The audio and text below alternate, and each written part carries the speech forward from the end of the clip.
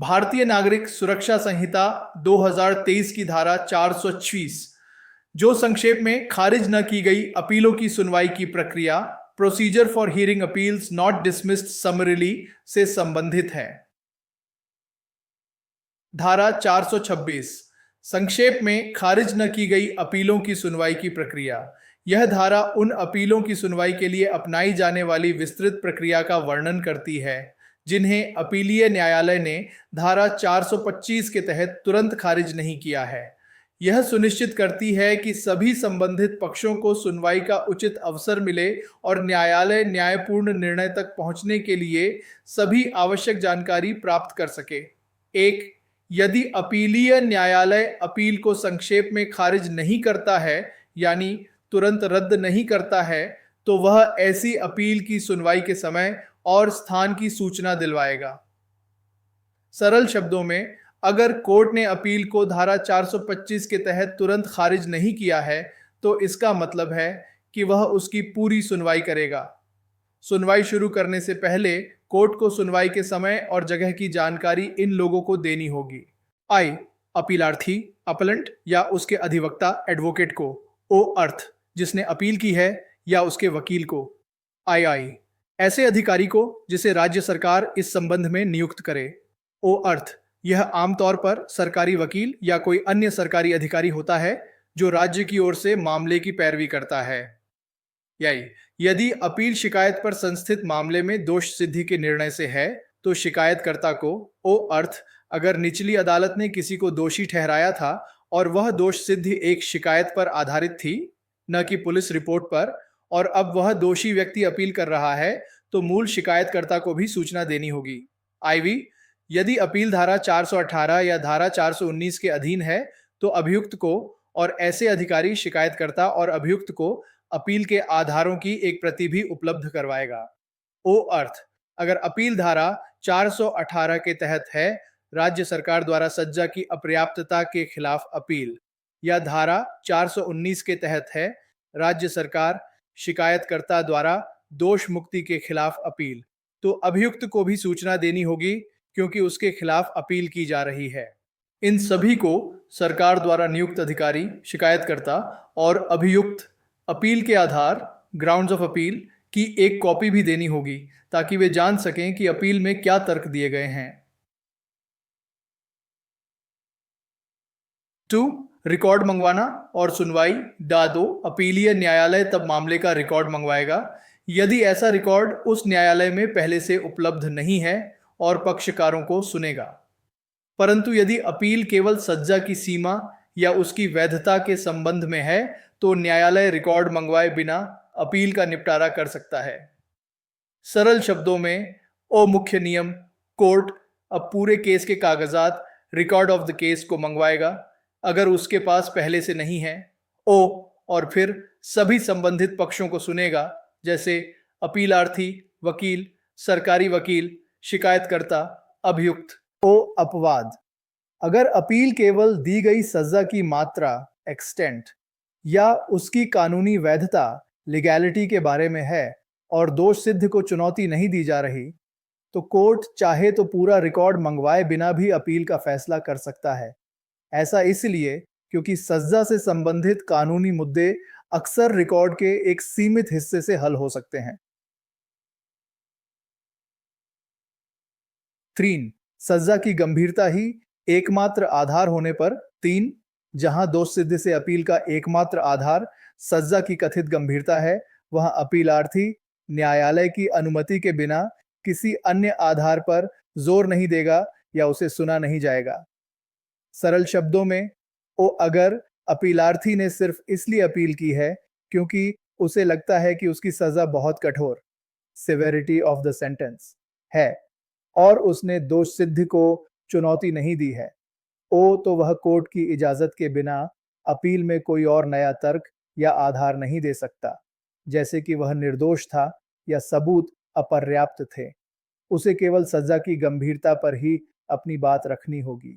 महत्व यह अपीलीय प्रक्रिया को केंद्रित रखता है और यह सुनिश्चित करता है कि मुकदमे के अंतिम चरणों में नए अप्रत्याशित तर्कों को न उठाया जाए जब तक कि न्यायालय स्वयं अनुमति न दे। इस धारा का समग्र महत्व धारा 426 आपराधिक अपीलों की निष्पक्ष और व्यवस्थित सुनवाई सुनिश्चित करने के लिए एक व्यापक ढांचा प्रदान करती है। यह सुनिश्चित करती है कि सभी पक्षों को सुनवाई का अवसर मिले। अपीलार्थी, राज्य और कुछ मामलों में शिकायतकर्ता और अभियुक्त सभी को अपनी बात रखने का मौका मिले। जानकारी का आदान प्रदान, सभी पक्षों को अपील के आधारों की जानकारी मिले ताकि वे तैयारी कर सकें। पूर्ण रिकॉर्ड की उपलब्धता, न्यायालय के पास निर्णय लेने के लिए सभी आवश्यक दस्तावेज हों। सुनवाई की दक्षता, अनावश्यक मुद्दों पर बहस से बचने के लिए अपील के दायरे को सीमित किया जा सके, खासकर जब केवल सज्जा को चुनौती दी गई हो। संक्षेप में धारा 426 यह बताती है कि जब अपीलीय न्यायालय अपील को तुरंत खारिज नहीं करता तो वह अपीलार्थी, वकील, राज्य सरकार के अधिकारी, शिकायतकर्ता यदि लागू हो और अभियुक्त यदि अपील सरकार या शिकायतकर्ता ने की हो को सुनवाई की सूचना और अपील के आधारों की कॉपी देगा।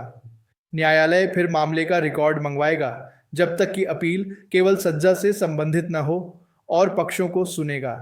यदि अपील का एकमात्र आधार सज्जा की गंभीरता है तो अपीलार्थी को न्यायालय की अनुमति के बिना किसी अन्य आधार पर बहस करने की अनुमति नहीं होगी। भारतीय नागरिक सुरक्षा संहिता 2023 की धारा 427 जो अपीलीय न्यायालय की शक्तियां पावर्स ऑफ अपीलेट कोर्ट से संबंधित है। धारा 427 अपीलीय न्यायालय की शक्तियां।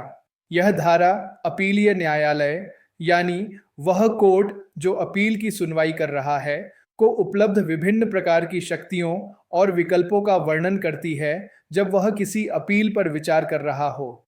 यह सुनिश्चित करती है कि अपीलीय न्यायालय न्याय करने के लिए पर्याप्त लचीलापन और अधिकार रखे।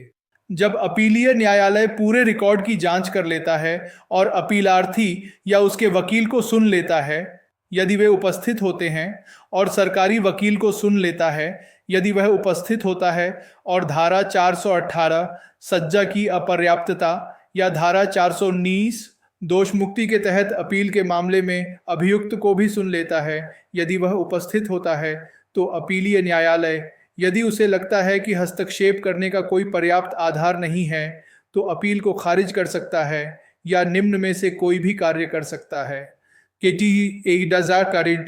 अपीलीय न्यायालय के विकल्प ए दोष मुक्ति के आदेश से अपील में appeal from an order of acquittal ऐसे आदेश को उलट सकता है, रिवर्स यानी बरी करने के फैसले को रद्द कर सकता है और निर्देश दे सकता है कि आगे की जांच की जाए, फर्दर इंक्वायरी, या कि अभियुक्त को फिर से मुकदमा चलाया जाए, रिट्राइड, या विचारण के लिए सुपुर्द किया जाए, कमिटेड फॉर ट्रायल, जैसा भी मामला हो, या उसे दोषी पाए, फाइंड हिम गिल्टी, और कानून के अनुसार उसे सज्जा सुनाए, पास सेंटेंस।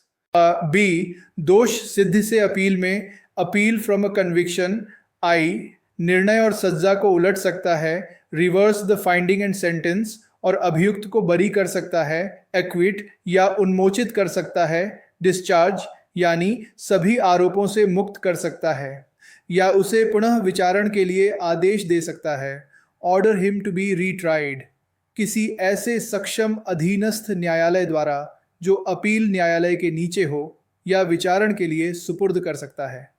आई निर्णय को बदल सकता है, ऑल्टर द फाइंडिंग, सजा को बनाए रखते हुए, मेंटेनिंग द सेंटेंस। उदाहरण के लिए अपराध की धारा बदल सकता है लेकिन सजा वही रख सकता है। आई निर्णय को बदले बिना या बदलकर, विद और विदाउट ऑल्टरिंग द फाइंडिंग, सजा की प्रकृति या सीमा या प्रकृति और सीमा को बदल सकता है, alter the nature or the extent or the nature and extent of the sentence, लेकिन सज्जा को बढ़ा नहीं सकता, but not so as to enhance the same. सी सज्जा बढ़ाने की अपील में appeal for enhancement of sentence जैसा कि धारा 418 में है। आई निर्णय और सज्जा को उलट सकता है और अभियुक्त को बरी कर सकता है या उन्मोचित कर सकता है, या अपराध की सुनवाई करने में सक्षम न्यायालय द्वारा उसे पुनः विचारण के लिए आदेश दे सकता है। आई निर्णय को बदल सकता है सज्जा को बनाए रखते हुए। अडाई निर्णय को बदले बिना या बदलकर सजा की प्रकृति या सीमा या प्रकृति और सीमा को बदल सकता है ताकि उसे बढ़ाया या घटाया जा सके, सो एज टू एनहांस और रिड्यूस द सेम। डी, किसी अन्य आदेश से अपील में appeal from any other order, ऐसे आदेश को बदल सकता है, ऑल्टर, या उलट सकता है, रिवर्स। ई, कोई संशोधन या कोई परिणामी या आकस्मिक आदेश, एनी अमेंडमेंट और एनी कॉन्सिक्वेंशियल और इंसिडेंटल ऑर्डर कर सकता है जो न्यायपूर्ण या उचित, जस्ट और प्रॉपर हो। महत्वपूर्ण शर्तें और प्रतिबंध परंतु खंड। पहला, परंतु सजा तब तक नहीं बढ़ाई जाएगी जब तक कि अभियुक्त को ऐसी वृद्धि के विरुद्ध कारण बताने का अवसर न मिल जाए। ओ सरल शब्दों में, अगर अपीलीय न्यायालय सज्जा बढ़ाना चाहता है तो उसे पहले अभियुक्त को यह बताने का पूरा मौका देना होगा कि उसकी सजा क्यों नहीं बढ़ाई जानी चाहिए। यह अभियुक्त के बचाव का एक मौलिक अधिकार है। दूसरा, परंतु अपीलीय न्यायालय अपराध के लिए वह सजा नहीं देगा जो उसकी राय में अभियुक्त ने की है, जो उस न्यायालय द्वारा आदेश या सजा पारित करते समय दी जा सकती थी जिसके आदेश के खिलाफ अपील की गई है। ओ सरल शब्दों में, अपीलीय न्यायालय किसी अपराध के लिए दोषी को निचली अदालत से अधिक कठोर सजा नहीं दे सकता जो निचली अदालत स्वयं उस अपराध के लिए दे सकती थी। ओ उदाहरण, अगर निचली अदालत मजिस्ट्रेट के पास किसी विशेष अपराध के लिए अधिकतम 3 साल की जेल देने की शक्ति थी तो अपीलीय न्यायालय, सत्र न्यायालय, उस अपील में उस व्यक्ति को उस अपराध के लिए 3 साल से ज्यादा की सजा नहीं दे सकता, भले ही उसे लगता हो कि अभियुक्त ने बहुत गंभीर अपराध किया है। यह सुनिश्चित करता है कि अपीलीय न्यायालय अपनी शक्तियों का प्रयोग निचली अदालत की मूल अधिकारिता के दायरे में ही करे। इस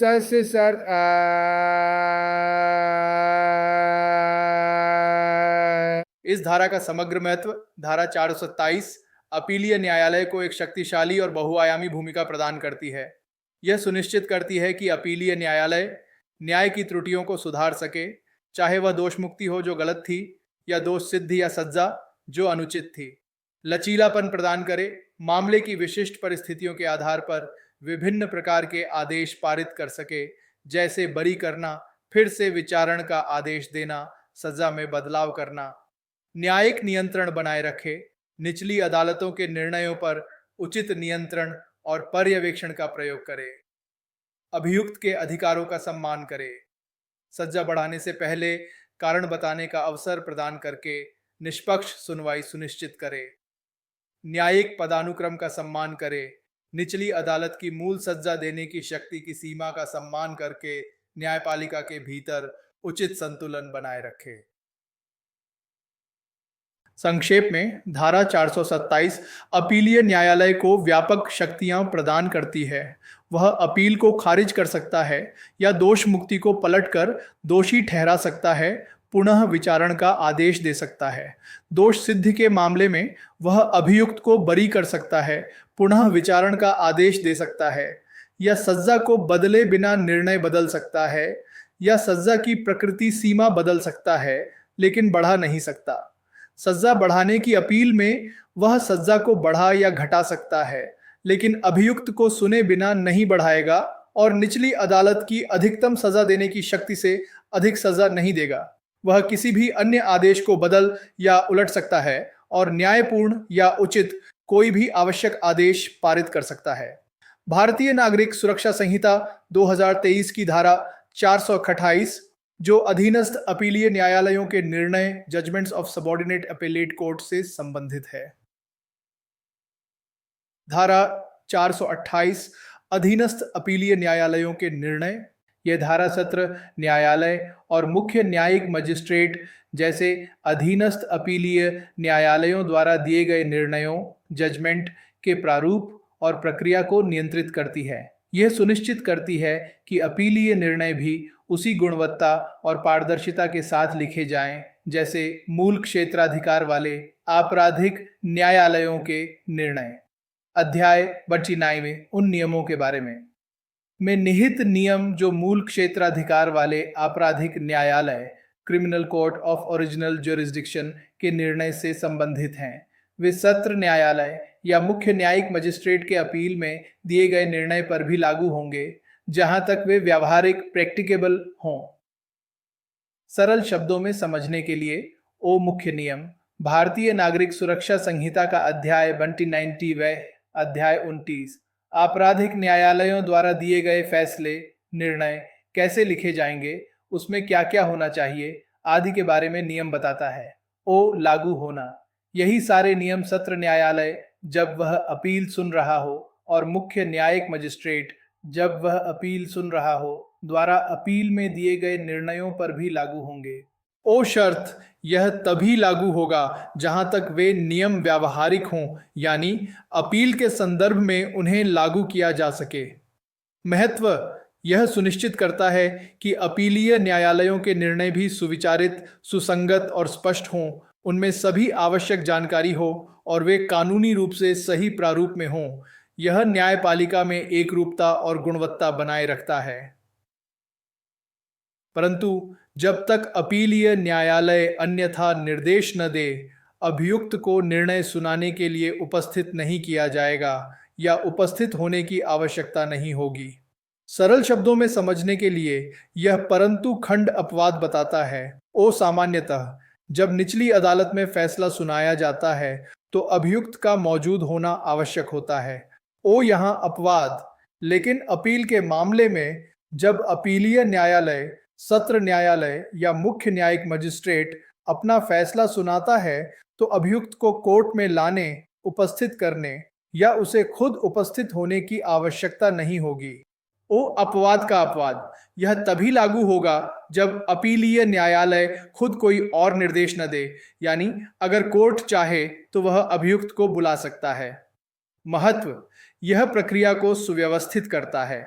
अपीलीय प्रक्रिया के दौरान अभियुक्त अक्सर जेल में होता है और उसे केवल निर्णय सुनने के लिए कोर्ट में लाना असुविधाजनक और अनावश्यक हो सकता है, खासकर यदि सज्जा में कोई बदलाव न हुआ हो या उसे बरी न किया गया हो।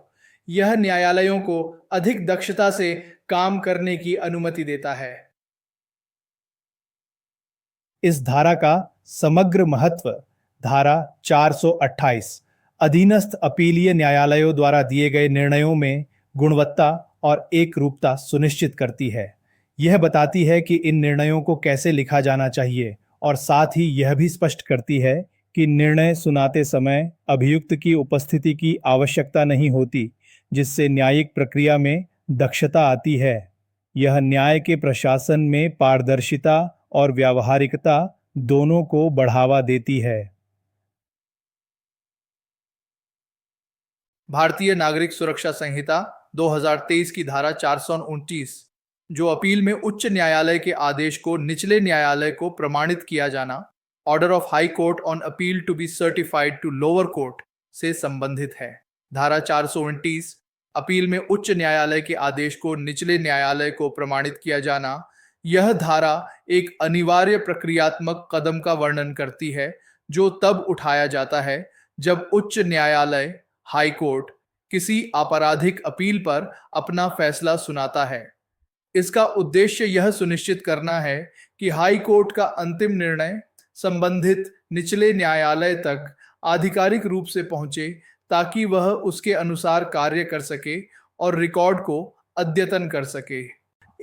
जब भी इस अध्याय के अधीन उच्च न्यायालय द्वारा अपील में किसी मामले का निर्णय किया जाता है तो वह अपने निर्णय या आदेश को उस न्यायालय को प्रमाणित करेगा जिसके द्वारा अपील किया गया निर्णय, सज्जा या आदेश दर्ज किया गया था या पारित किया गया था। और यदि ऐसा न्यायालय मुख्य न्यायिक मजिस्ट्रेट के अलावा किसी न्यायिक मजिस्ट्रेट का है तो उच्च न्यायालय का निर्णय या आदेश मुख्य न्यायिक मजिस्ट्रेट के माध्यम से भेजा जाएगा। और यदि ऐसा न्यायालय किसी कार्यपालक मजिस्ट्रेट का है तो उच्च न्यायालय का निर्णय या आदेश जिला मजिस्ट्रेट के माध्यम से भेजा जाएगा। सरल शब्दों में समझने के लिए इसे तोड़कर देखते हैं। वो कब लागू होता है? जब हाई कोर्ट किसी अपील पर फैसला सुनाता है जो इस अध्याय में आती है। वो क्या करना है? हाई कोर्ट अपने निर्णय या आदेश को प्रमाणित, सर्टिफाई करेगा।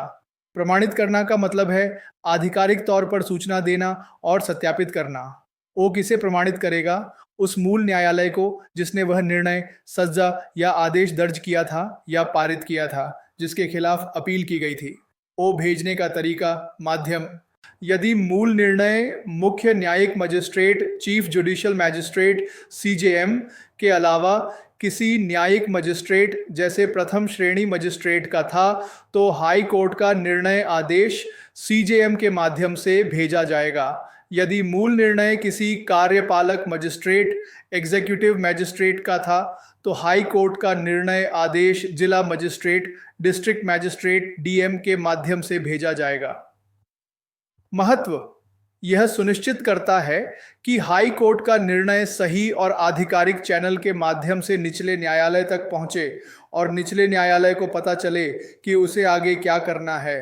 सीजेएम और डीएम के माध्यम से भेजने का प्रावधान प्रशासनिक पदानुक्रम और नियंत्रण को दर्शाता है। 2. जिस न्यायालय को उच्च न्यायालय अपना निर्णय या आदेश प्रमाणित करता है, वह तत्पश्चात ऐसे आदेश पारित करेगा जो उच्च न्यायालय के निर्णय या आदेश के अनुरूप हों, और यदि आवश्यक हो तो रिकॉर्ड को तदनुसार संशोधित किया जाएगा। सरल शब्दों में समझने के लिए, ओ निचले न्यायालय का कर्तव्य: जिस निचले न्यायालय को हाई कोर्ट का प्रमाणित निर्णय या आदेश मिलता है, चाहे सीधे या सीजेएम डीएम के माध्यम से, ओ क्या करेगा? वह न्यायालय उच्च न्यायालय के निर्णय या आदेश के अनुसार ही कार्य करेगा। कॉन्फॉर्मेबल: इसका मतलब है कि वह हाई कोर्ट के आदेश का पालन करेगा और उसके अनुरूप ही आगे के आदेश जारी करेगा।